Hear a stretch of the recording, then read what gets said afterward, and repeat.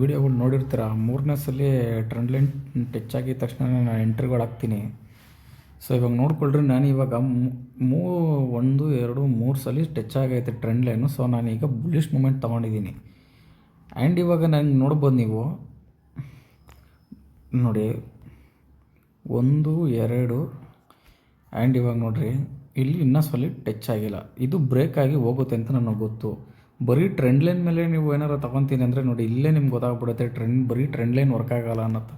ನಿಮಗೆ overall market ಹೆಂಗಿದೆ, ಯಾವ ಥರ ಇದೆ, ಯಾವ ಸ್ಟ್ರಕ್ಚರಲ್ಲಿದೆ ನಿಮಗೆಲ್ಲ ಅರ್ಥ ಮಾಡ್ಕೊಬೇಕಂದ್ರೆ ನಿಮಗೆ ಕ್ರಿಪ್ಟೋ ಡಾಟಾ ತುಂಬಾ ಇಂಪಾರ್ಟೆಂಟ್ ಆಗಿರುತ್ತೆ. ನನಗೆ ಗೊತ್ತು ಇಲ್ಲಿಂದ ಫುಲ್ ಮೇಲ್ಗಡೆ ಹೋಗುತ್ತೆ. ಆ್ಯಂಡ್ ರೆಸಿಸ್ಟೆನ್ಸ್ ಇರೋದೇ 63,422 ಲೆವೆಲಲ್ಲಿ ರೆಸಿಸ್ಟೆನ್ಸ್ ಇದೆ.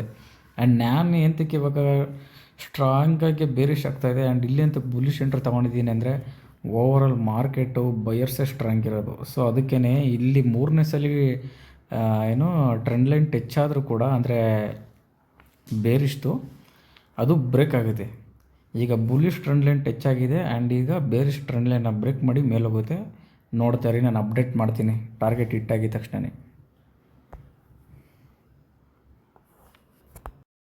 ಈಗ ಕರೆಕ್ಟಾಗಿ ಟಾರ್ಗೆಟ್ ಹಿಟ್ಟಾಗಿದೆ. ಆ್ಯಕ್ಚುಲಾಗಿ 780 ಪಾಯಿಂಟ್ಸ್ ಏನಾಯಿತು, ಬಟ್ 1100 ಪಾಯಿಂಟ್ಸ್ ಗಂಟೆ ಹೋಗ್ಬಿಟ್ಟಿದೆ. ಸೆಂಟ್ರಲ್ ಗೊತ್ತಾಯ್ತು ಇಲ್ಲಿ ಸೆಲ್ಲರ್ಸ್ಗಳು ಮತ್ತೆ ಸ್ಟ್ರೆಂತ್ ಕಳ್ಕೊಂಬಿಟ್ರು ಅಂತ. ಆ್ಯಂಡ್ 3:30ಗೇನೋ ಟಾರ್ಗೆಟ್ ಫುಲ್ ಹಿಟ್ಟಾಗಿದೆ. ಸೊ ನೋಡಿ, ನಾನು ನಿಮಗೆ ನೆನ್ನೆ ಹೇಳಿದ್ದೆ ಆ್ಯಕ್ಚುಲಾಗಿ ಇದು ಬರೀ ಟ್ರೆಂಡ್ ಲೈನಲ್ಲಿ ಮಾತ್ರ ನಾನು ಟ್ರೇಡ್ ಹಾಕಿಲ್ಲ. ಇದು ಏನೋ ಫುಲ್ ಕಂಪ್ಲೀಟು ನಾನು ಡಾಟಾ ಬೇಸ್ ಮೇಲೆ ಟ್ರೆಂಡ್ ಲೈನ್ಸು ಮತ್ತು ರೆಸಿಸ್ಟೆನ್ಸು ಸಪೋರ್ಟ್ನ ಮಾರ್ಕ್ ಮಾಡೋದು ಅಂತ. ನಿಮಗೆ ಬರೀ ಪ್ರೈಸ್ ಆಕ್ಷನ್ ಥರ ಟ್ರೆಂಡ್ ಲೈನ್ಗಳು ಮಾರ್ಕ್ ಆಗಂಗಿದ್ರೆ ಇವಾಗ ನೋಡಿ, ಸಿಂಪಲ್ ಎಕ್ಸಾಂಪಲ್ ಇಲ್ಲೇ ವರ್ಕ್ ಆಗಲ್ಲ ಅಂತ ತೋರಿಸ್ಬಿಡ್ತೀನಿ. ನೋಡಿ, ಇಲ್ಲಿ ಸ್ಟ್ರಾಂಗಾಗಿ ಬೇರಿಶ್ ಆಗಿದೆ. ಒಂದು ಸಲ ಟಚ್ ಆಯಿತು, 2 ಸಲ ಟಚ್ ಆಯಿತು ಆ್ಯಂಡ್ 3ನೇ ಸಲನೂ ಕೂಡ ಟಚ್ ಆಯಿತು. ಇಲ್ಲಿ 3ನೇ ಸಲ ಟಚ್ ಆಗಿರಲಿಲ್ಲ. ನಾನು ಟ್ರೇಡ್ ಹಾಕ್ಬೇಕಾದ್ರೆ ನಾನು ಅವಾಗಲೇ ಹೇಳಿದೆ 3ನೇ ಸಲ ಟಚ್ ಆದರೂ ಕೂಡ ಟ್ರೇಡು ಬ್ರೇಕ್ ಆಗುತ್ತೆ ಅಂತ ಹೇಳಿದ್ದೆ ನಾನು. ಯಾಕೆ ಬ್ರೇಕ್ ಆಗುತ್ತೆ ಅಂದರೆ ಬಿಕಾಸ್ ಅಲ್ಲಿ ಸೆಲ್ಲರ್ಸ್ಗಳು ಸ್ಟ್ರೆಂತ್ ಇಲ್ಲ ಗೈಸ್. ಇಲ್ಲಿ ಸೆಲ್ಲರ್ಸ್ಗಳು ಸ್ಟ್ರೆಂತ್ ಇದ್ರೇ ಕೆಳಗಡೆ ಹೋಗೋಕ್ಕೆ ಸಾಧ್ಯ ಅಲ್ಲ. ನಾವು ಬ್ರೇಕ್ ಮಾಡ್ಕೊಂಡು ಸ್ಟ್ರೆಂತ್ ಇಲ್ಲ ಅಂದರೆ ಎಲ್ಲೋಗುತ್ತೆ ಮೇಲಕ್ಕೆ. ಸೊ ನನಗೆ ಇಲ್ಲಿ 5:30 ಮೇಲೆ ನಂಗೆ ಕ್ಲಿಯರಾಗಿ ಗೊತ್ತಾಗೋಯ್ತು ನನಗೆ ಡಾಟಾ ಪ್ರಕಾರ ಸೆಲ್ಲರ್ಸ್ಗಳು ಸ್ಟ್ರಾಂಗೇ ಇಲ್ಲ, ಬಯರ್ಸ್ಗಳು ಕಂಪ್ಲೀಟು ಸ್ಟ್ರಾಂಗ್ ಆಗಿದ್ದಾರೆ ಅಂತ. ಸೊ ನಾನು ಸಿಂಪಲಾಗಿ ಆವಾಗಲೂ ಕೂಡ ಒಂದೇ ನೋಡಿ, 1 ಸಲ ಟಚ್ ಆಯಿತು, 2 ಸಲ ಟಚ್ ಆಯಿತು, 3ನೇ ಸಲ ಟಚ್ ಆಯಿತು ಟ್ರೆಂಡ್ ಲೈನು.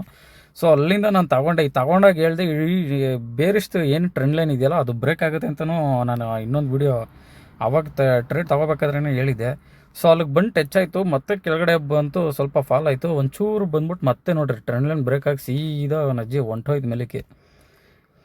ಇಷ್ಟೇ. ಇದೆಲ್ಲ ನಿಮಗೆ ಪ್ರೈಸ್ ಆ್ಯಕ್ಷನಲ್ಲಿ ಕ್ಲಿಯರಾಗಿ ಗೊತ್ತಾಗಲ್ಲ ಗೈಸ್. ಕ್ಲಿಯರಾಗಿ ನಾನೇನು ಪ್ರೈಸ್ ಆ್ಯಕ್ಷನು ಇವಾಗ ತುಂಬ ಚೆನ್ನಾಗಿಲ್ಲ ಅಂತ ಏನು ಹೇಳೋಕ್ಕಾಗಲ್ಲ. ಪ್ರೈಸ್ ಆ್ಯಕ್ಷನಲ್ಲಿ ಆ್ಯಕ್ಯುರೇಟ್ ಡಾಟಾ ಗೊತ್ತಾಗಲ್ಲ ನಿಮಗೆ. ಎಲ್ಲಿ ಸ್ಟ್ರಾಂಗ್ ಸೆಲ್ಲರ್ಸ್ ಇದ್ದಾರೆ, ಎಲ್ಲಿ ಸ್ಟ್ರಾಂಗ್ ಬೈಯರ್ಸ್ ಇದ್ದಾರೆ ಅನ್ನೋದು ನಿಮಗೆ ಆ್ಯಕ್ಯುರೇಟಾಗಿ ಗೊತ್ತಾಗಬೇಕು ಅಂದ್ರೆ ಡಾಟಾ ಬೇಸ್ ಮೇಲೇ ಗೊತ್ತಾಗಬೇಕು. ಇಲ್ಲೆಲ್ಲ ಮಿಲಿಯನ್ ಗಟ್ಟಲೆ ಬೈಯರ್ಸ್ಗಳಿದ್ರಿ ಈ ಲೆವೆಲ್ಸಲ್ಲಿ. ನಾನು ಹಾಕಿದ್ದೀನಿ 62,710 ಲೆವೆಲ್ಸು. ಇಲ್ಲೆಲ್ಲ ಮಿಲಿಯನ್ ಗಟ್ಟಲೆ ಬೈಯರ್ಸ್ ಇದ್ರು ಎಲ್ಲ ಸಿಕ್ಕಾಪಟ್ಟೆ. ಆ್ಯಂಡ್ ಇಲ್ಲಿ ನೋಡ್ರಿ, ಇಲ್ಲಿ ಯಾವುದೇ ರೀತಿ ಸಪೋರ್ಟ್ ಇರಲಿಲ್ಲ. ನಂಗೆ ಸಪೋರ್ಟ್ ಇದ್ದಿದ್ದು ಇನ್ನೂ ಕೆಳಗಡೆ ಹೇಳೋಕ್ಕೋದ್ರೆ ಸಪೋರ್ಟ್ ಇದ್ದಿದ್ದು ಇಲ್ಲೇ ಕೆಳಗಡೆ. ಬಟ್ 5:30 ಮೇಲೆ ಓವರಾಲ್ ಮಾರ್ಕೆಟ್ ಯಾವ ಥರ ಇದೆ ಅಂತ ನೋಡಿಕೊಂಡು ನಾನು ಟ್ರೆಂಡ್ ಲೈನ್ ಹಾಕಿ ನಾನು ಎಂಟ್ರಿ ಹಾಕಿರೋದು. ಓವರಾಲ್ ಮಾರ್ಕೆಟು ಕಂಪ್ಲೀಟು ಬುಲಿಶ್ ಅಂದರೆ ಏನೋ ಬೈಯರ್ಸ್ಗಳು ತುಂಬಾ ಸ್ಟ್ರಾಂಗ್ ಆಗಿದ್ರು ಸೆಲ್ಲರ್ಸ್ಗಿಂತ. ಸೆಲ್ಲರ್ ಸ್ಟ್ರಾಂಗ್ ಇರಲಿಲ್ಲ ಬಿಡಿ, ಯಾವ ಕಡೆನೂ ಸ್ಟ್ರಾಂಗ್ ಇರಲಿಲ್ಲ. ಸೊ ಅದೇ ಕಾನ್ಫಿಡೆನ್ಸ್ ಮೇಲೆ ನಾನು ಇಲ್ಲಿ ಟ್ರೇಡ್ ಹಾಕಿದ್ದು 5:30 ಮೇಲೆ. ನಾನು ಮತ್ತೆ ಹೇಳ್ಬಿಡ್ತೀನಿ ನೋಡಿ ಗೈಸ್, ನಂದು 5:30 ಮೇಲೇ ಟ್ರೇಡ್ ಹಾಕೋದು. ಯಾಕೆಂದರೆ 5:30 ಮೇಲೆ ಹೊಸ ಲಾಟ್ಸ್ಗಳು, ಹೊಸ ಸೆಲ್ಲರ್ಸ್, ಹೊಸ ಬೈಯರ್ಸ್ ಬರ್ತಾರೆ. ಆ ಬೇಸಿಕ್ನ ನೋಡ್ಕೊಂಡು ನಾನು ಕ್ರಿಪ್ಟೋದಲ್ಲಿ ಟ್ರೇಡ್ ಮಾಡೋದು ಆ್ಯಕ್ಚುಲಾಗಿ.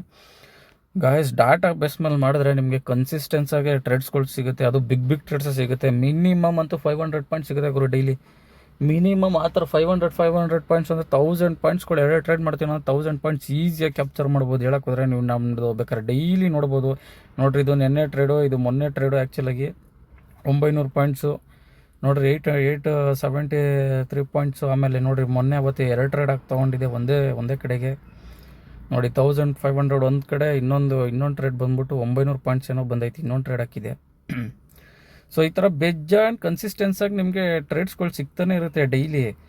ನಿಮಗೆ ಇವಾಗ ಇಂಡಿಯನ್ ಮಾರ್ಕೆಟಲ್ಲಿ ಮಾಡ್ತೀರಾ ಅಂದರೆ ಈ ಥರ ಕನ್ಸಿಸ್ಟೆನ್ಸ್ ಆಗಿ ಟ್ರೇಡ್ಗಳು ಸಿಗೋಲ್ಲ. ತುಂಬಾ ಟ್ರಾಪ್ ಮಾಡ್ತಾರೆ, ಸಿಕ್ಕಾಬಳೆ ಟ್ರಾಪ್ ಮಾಡ್ತಾರೆ. ಯಾಕಂದರೆ ಅದ್ರ ಅಡ್ವಾಂಟೇಜ್ ಬಂದ್ಬಿಟ್ಟು ಬರೀ ಅಂದರೆ ನಮ್ಗೆ ಅಡ್ವಾಂಟೇಜ್ ಇಲ್ಲ, ಬಿಗ್ ಪ್ಲೇಯರ್ಸ್ಗೆ ಅಡ್ವಾಂಟೇಜ್ ಏನಪ್ಪ ಅಂದರೆ 24 ಅವರ್ಸ್ ಇರೋಲ್ಲ ಮಾರ್ಕೆಟ್ ಅದು. ಸೊ ಅವ್ರು ಸೆಂಟ್ರಲ್ 3:30 ಆದಮೇಲೆ ಏನು ಮಾಡ್ತಾರೆ ಅಂತ ಯಾವನಿಗೂ ಗೊತ್ತಾಗಲ್ಲ ಸೀರಿಯಸ್ಸಾಗಿ. ಇದು ಹಂಗಲ್ಲ, 24/7 ಯಾವಾಗ ಏನಾಗುತ್ತೆ ಅಂತ ಕಂಪ್ಲೀಟ್ ಡಾಟಾ ನಮಗೆ ಸಿಗ್ತಾ ಇರುತ್ತೆ. ಸೊ ಅದಕ್ಕೋಸ್ಕರನೇ ಕನ್ಸಿಸ್ಟೆನ್ಸಾಗಿ ನಾವು ಪ್ರಾಫಿಟ್ ಮಾಡ್ತಾ ಇರ್ತೀವಿ ಇದರಲ್ಲಿ. ನಿಮ್ಗೇನಾರ ಈ ಥರ ಇಂಟ್ರೆಸ್ಟೆಡ್ ಇತ್ತು ಅಂದರೆ ಕಮೆಂಟ್ ಸೆಕ್ಷನಲ್ಲಿ ಇಂಟ್ರೆಸ್ಟೆಡ್ ಅಂತ ಹಾಕಿ, ನಾನು ಯಾವ ಡಾಟಾ ಏನು ಅಂತ ಮುಂದೆ ವೀಡಿಯೋ ಮಾಡಿ ಹಾಕ್ತೀನಿ. ಮತ್ತು ಒಂದು ಸ್ವಲ್ಪ ಸಪೋರ್ಟ್ ಮಾಡಿ, ಫಾಲೋ ಮಾಡಿ. ನಿಮ್ಗೆ ಇಷ್ಟ ಆದರೆ ಫಾಲೋ ಮಾಡಿ, ಇಲ್ಲಾಂದರೆ ಬೇಡ. ನಿಮ್ಗೆ ಈ ಥರ ಕಾನ್ಸೆಪ್ಟ್ನಲ್ಲಿ ಇಷ್ಟ ಇದ್ರೆ ಹೇಳಿ. ಇದ್ರ ಮೇಲೆ ನಾನೊಂದು ಇದೆಲ್ಲ ನೋಡಿ ಗೈಸ್, ಇದೆಲ್ಲ ಯಾವುದೇ ರೀತಿ ಯಾರೋ ಮಾಡಿರೋ ಕಾನ್ಸೆಪ್ಟನ್ನ ಕಾಪಿ ಮಾಡಿ ನಾನು ಮಾಡ್ತಾಯಿಲ್ಲ. ಒಂದು ಡಾಟಾ ಇಟ್ಕೊಂಡು ನನ್ನದೇ ಕಾನ್ಸೆಪ್ಟಲ್ಲಿ ನಾನು ಟ್ರೇಡ್ ಮಾಡೋದಿದೆಯಲ್ಲ. ಇದು ಯಾರೋ ಬರ್ದಿರೋ ಕಾನ್ಸೆಪ್ಟ್ ಆಗಲಿ ಯಾವುದೂ ಇಲ್ಲ. ಕಂಪ್ಲೀಟ್ ನಾನು ಲೈವ್ ಮಾರ್ಕೆಟ್ ಒಂದು ವರ್ಷ ಕೂತ್ಕೊಂಡು ಬ್ಯಾಕ್ ಟೆಸ್ಟ್ ಲೈವಲ್ಲಿ ಮಾಡಿ ನಾನೇ ಓನ್ ಕಾನ್ಸೆಪ್ಟ್ ರೆಡಿ ಮಾಡಿರೋದು ಕ್ರಿಪ್ಟೋ ಮೇಲೆ. ಆ್ಯಂಡ್ ನಿಫ್ಟಿಲೂ ಕೂಡ ವರ್ಕ್ ಆಗುತ್ತೆ. ಸೊ ಅದು ಬಟ್ ನಿಫ್ಟಿಲಿ ತುಂಬಾ ಟ್ರ್ಯಾಪ್ ಜಾಸ್ತಿ ಇರುತ್ತೆ. ಸೊ ನಾನು ತುಂಬ ಅದಕ್ಕಿಂತ ಈಸಿ ಅಂದರೆ ಕ್ರಿಪ್ಟೋನ ಹೇಳಕ್ಕೆ ಹೋದರೆ ನಮಗೆ 24/7 ಡಾಟಾ ಸಿಗುತ್ತೆ. ಸೊ ಅದರಿಂದ ಒಂದು ಬಿಗ್ ಅಡ್ವಾಂಟೇಜ್ ಇದು ಕ್ರಿಪ್ಟೋದಲ್ಲಿ. ಆ್ಯಂಡ್ ಇದರಲ್ಲಿ ತುಂಬ ಬಿಗ್ ಪ್ರಾಫಿಟ್ ಮಾಡ್ಬೋದು, ಸಖತ್ತಾಗಿ ಪ್ರಾಫಿಟ್ ಮಾಡ್ಬೋದು. ಎನಿ ಟೈಮು ಟ್ರೇಡ್ಗಳು ಸಿಗ್ತಾನೆ ಇರುತ್ತೆ ಇದರಲ್ಲಿ. ಎನಿ ಟೈಮಲ್ಲಿ ನೋಡಿರಿ, ಇವಾಗಲೂ ಕೂಡ ಒಂದು ಟ್ರೇಡ್ ಸಿಕ್ಕಿದೆ. ಬೇಕಾದರೆ ನೋಡಿರಿ, ಬೆಳಗ್ಗೆ 6 ಗಂಟೆಗೆ ಒಂದು ಟ್ರೇಡ್ ಸಿಕ್ಕಿದೆ ಎಕ್ಸಾಕ್ಟಾಗಿ. ನೋಡಿರಿ ಇಲ್ಲಿ 63,826 ಏನು ಲೆವೆಲ್ ಇದೆಯಲ್ಲ, ಅಲ್ಲಿ ತುಂಬಾ ಸ್ಟ್ರಾಂಗ್ ಸೆಲ್ಲರ್ಸ್ಗಳಿದ್ರು. ನೋಡಿರಿ ಹೆಂಗೆ ಫಾಲ್ ಆಗೈತೆ ನೋಡಿ. ಈ ಥರ ಡೈಲಿ ನಿಮಗೆ ಸಿಗ್ತಾನೆ ಇರುತ್ತೆ ಗೈಸ್. ನೋಡಿರಿ ಇಲ್ಲಿ ಇವಾಗ 62,700 ಹತ್ತಿರ ಪ್ರೆಸೆಂಟಾಗಿ ನನಗೆ ಸಪೋರ್ಟ್ ಕಾಣಿಸ್ತಾ ಇದೆ. ಸೊ ಇಲ್ಲಿಂದ ರಿವರ್ಸಲ್ ತೊಗೋಬೋದು. ಬಟ್ ನಾನು ಇವಾಗ ರಿವರ್ಸಲ್ ತಾಕಲ್ಲ, ಯಾಕಂದರೆ 12 ಗಂಟೆ ಆಗ್ಬಿಟ್ಟಿದೆ. 12 ಗಂಟೆ ಮೇಲೆ ಮಾರ್ಕೆಟು ಸ್ವಲ್ಪ ಅಷ್ಟಾಗಿ ಮೂಮೆಂಟಮ್ ಇರೋಲ್ಲ. ಸೊ ಅದಕ್ಕೋಸ್ಕರ ನೀವು ಓನಾಗಿ ಮಾರ್ಕೆಟಲ್ಲಿ ಕೂತ್ಕೊಳ್ಳಿ. ಪ್ರೈಸ್ ಆ್ಯಕ್ಷನ್ ಇರ್ಬೋದು, ಏನೇ ಕಾನ್ಸೆಪ್ಟ್ ಇರ್ಬೋದು, ಯಾವುದಾದ್ರು ಇವಾಗ ನೋಡಿರಿ, ಪ್ರೈಸ್ ಆ್ಯಕ್ಷನ್ನೇ ತೊಗೋತೀರಾ, ಇಲ್ಲ ಇಂಡಿಕೇಟರ್ ತೊಗೋತೀರಾ, ಏನೋ ಒಂದು ಮಾಡ್ತೀರಾ. ಒಂದು EMA, ಈಗ ಫಾರ್ ಎಕ್ಸಾಂಪಲ್ ಒಂದು ಇಂಡಿಕೇಟ್ರಲ್ಲೇ ನೀವು ಟ್ರೇಡ್ ಮಾಡ್ತೀರಾ ಅಂದರೆ ಬರೀ EMA ತೊಗೊಳ್ಳಿ.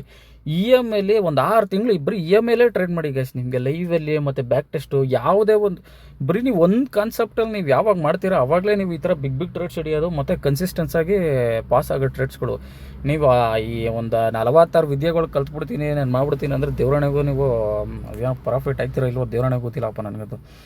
ಯಾರು ಒಂದೇ ಒಂದು ಕಾನ್ಸೆಪ್ಟ್ ಮೇಲೆ ಒಂದು ವರ್ಷ ವರ್ಕ್ ಮಾಡ್ತಾನಲ್ಲ ಅವನೇ ಬಿಗ್ ಪ್ರಾಫಿಟ್ ಮಾಡೋದು. ಓಕೆ ಗಾಯ್ಸ್, ಬಾಯ್.